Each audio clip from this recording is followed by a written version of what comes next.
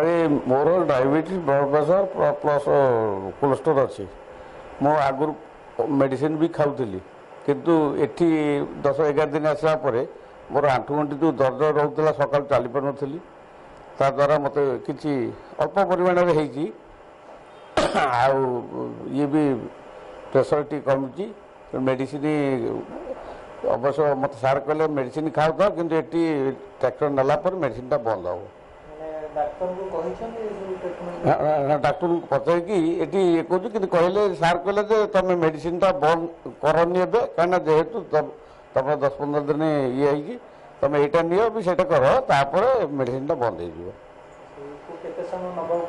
20 minute ଆଜ୍ଞା। ଆଜ୍ଞା ଲାଗୁଛି ଆଗ ଅପେକ୍ଷା ମେଡ଼ିସିନ ଖାଇବାଠୁ ଯେଉଁ 15 ଦିନ ମେଡ଼ିସିନ ଖାଇଲି, କିନ୍ତୁ ଏଠି 10-11 ଦିନରେ ମୁଁ ଯେତିକି, କିନ୍ତୁ ମାସେ ଖଣ୍ଡେ ମେଡ଼ିସିନ ଖାଇଥିଲୁ, ତାଠୁ ବହୁତ ଉପଶମ ଲାଗୁଛି ଆଜ୍ଞା। ଆଜ୍ଞା ବଡ଼ିରେ ଫିଲ୍ ହେଉଛି ସେମିତି କିଛି ଏପର୍ଯ୍ୟନ୍ତ ଜଣାପଡ଼ିନି, ତଥାପି ମୁଁ ଯାହା ଅନୁଭବ କରୁଛି, କିନ୍ତୁ ମୁଁ ସେ ମେଡ଼ିସିନ ଖାଇବା ଦ୍ୱାରା ଚାଲିପାରୁନଥିଲି, ଉଠି ବସି ପାରୁନଥିଲି, ସକାଳୁ ପୁରା ଗଣ୍ଠି ଫଣ୍ଠି ଏସବୁ ଦରଜ ହୁଏ, ସେଇଟା ଟିକେ ଉପଶମ ଲାଗୁଛି। ମୋ ନାଁ ବିଭୂଷଣ ଜେନା, ଆର୍ଟପୋଷ୍ଟ ଇନ୍ଦୁପୁର, ଡିଷ୍ଟ୍ରିକ୍ଟ କେନ୍ଦ୍ରାପଡ଼ା। ମୋତେ 40+। ମୋର ଡାଇବେଟିସ୍ ଅଛି, BP ଅଛି, ଯାହାଫଳରେ ଡାଇବେଟିସ୍ ଫଳରେ କି ମୁଁ ଚାଲିବା ଟିକେ ମୋତେ ପ୍ରୋବ୍ଲେମ୍ ହେଉଛି, ଗୋଡ଼ ହାତ ସନ୍ଧ୍ୟା ହେଲା କି ବିନ୍ଧୁଛି। ତେଣୁକରି ମୁଁ ଏ 10 ଦିନ ହେବ ଏ ଆମର କଂସାଥାଳିର ଯେଉଁ ଟ୍ରିଟମେଣ୍ଟଟା ନେବା ପରେ ମୋତେ ଟିକେ ମୋ ଗୋଡ଼ ହାତ ବିନ୍ଧିବା କମ୍ ଲାଗୁଛି, ମୋତେ ଚାଲିବାକୁ ଟିକେ ସୁବିଧା ହେଉଛି। ମାନେ ଦିନମାନ ଡ୍ୟୁଟିରୁ ଆସିଲା ପରେ ସନ୍ଧ୍ୟାବେଳକୁ ମୋ ଗୋଡ଼ ପ୍ରବଳ ବିନ୍ଧେ, ଯାହାଫଳରେ କି ମୋତେ ଏବେ ୟାକୁ ମସାଜ ନେଲା ପରେ ଠାରୁ ମୋର ବହୁତ ପରିମାଣ କମ୍ ହେଇଯାଇଛି। ମୋତେ ଆରାମସେ ମୁଁ ରାତିରେ ବି ଶୋଇପାରୁଛି, ରାତିରେ ଶୋଇପାରୁନଥିଲି, ଗୋଡ଼ ଏତେ ବିନ୍ଧୁଥିଲା ମୋର।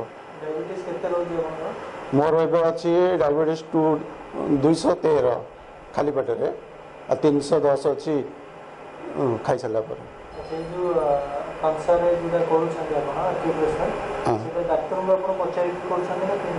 ହଁ ଡାକ୍ତରଙ୍କୁ ଆମେ ପଚାରିକି କରୁଛୁ। ଏଠି ଆମେ ଚିହ୍ନା ପରିଚୟ ଭିତରେ ଆମେ ଖବର ପାଇଲୁ କି ଏଠି ନୂଆ ଖୋଲା ହେଇଛି, ଓଡ଼ିଶାରେ ଏଇଟା ପ୍ରଥମ ଥର ପାଇଁ ସେ ଖୋଲିଛନ୍ତି।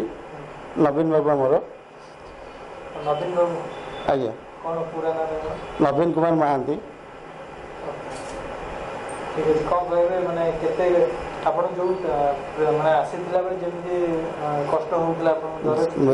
ମୁଁ ଏ 12 ଦିନ ହେବ ମୁଁ କଲିଣି।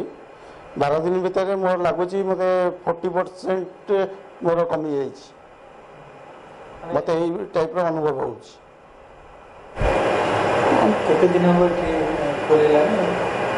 ଏବେ 25 ତାରିଖରେ ଓପନିଂ ହେଇଛି। ଆଜ୍ଞା କେତେ କ'ଣ ଲୋକ ଆସୁଛନ୍ତି, ଆଉ ଆସିକି ଯେତେବେଳେ ଟ୍ରିଟମେଣ୍ଟ ନେଲା ପରେ ଆପଣ କ'ଣ କହୁଛନ୍ତି? ଟ୍ରିଟମେଣ୍ଟ ତ ନେଉଛନ୍ତି, ତାପରେ ଆସିକି ବି ଏଥିରେ ଯେତେବେଳେ ଫୁଟ୍ ମସାଜ କରୁଛନ୍ତି ବହୁତ ଆରାମ ଲାଗୁଛି ବୋଲି କହୁଛନ୍ତି। ତାପରେ ଆସୁଛନ୍ତି ଲୋକ ବହୁତ ସାରା ଆସୁଛନ୍ତି। ଆସିଲା ବେଳେ ତାଙ୍କର କଷ୍ଟ ଯନ୍ତ୍ରଣା କେତେ ରହୁଛି, ଆଉ ଗଲାବେଳେ ତାଙ୍କୁ କେତେ ଉପଶମ ଲାଗୁଛି, କେତେ ଖୁସିରେ ଯାଉଛି?